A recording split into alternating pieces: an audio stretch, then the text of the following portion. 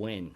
An emotional Prime Minister unveiled the wording of the question that will go to the Australian people later this year, flanked by members of the Indigenous community. On Thursday, those words were tabled in the nation's parliament. I trust the Australian people to understand that this is an opportunity for a better future, not just for the First Peoples of Australia, but for all Australians. If Australia votes yes in the proposed referendum, not only would the Constitution be amended to recognise the First Nations people for the first time, it would also enshrine an advisory body to Parliament, made up of Aboriginal and Torres Strait Islanders, to guide federal policy. But some lawmakers say the voice is symbolic only, and Australians should vote no.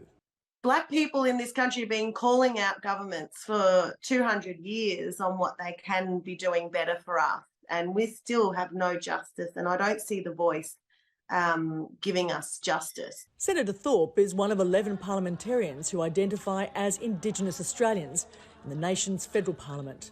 Australia's Aboriginal population makes up 3% of the nearly 26 million people.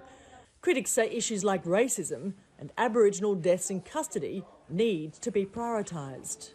We have black bodies dying at the hands of the system, and we have solutions to this catastrophe crisis that's been going on against First Nations people for far too long, that this government and the previous government just are not interested in implementing.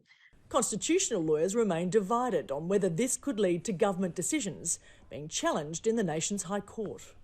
It's possible there will be High Court matters arising out of this, but you'd have to say that's entirely normal. We are looking at putting words into the Constitution. The High Court's job is to interpret the Constitution. This is the first referendum to be held in 24 years. Of the 44 held over the last century or so, only 8 have been successful. The Prime Minister says this legislation provides a once-in-a-generation chance to rectify the past. The referendum is expected to be held in October this year. Clarke, Al Jazeera, Brisbane.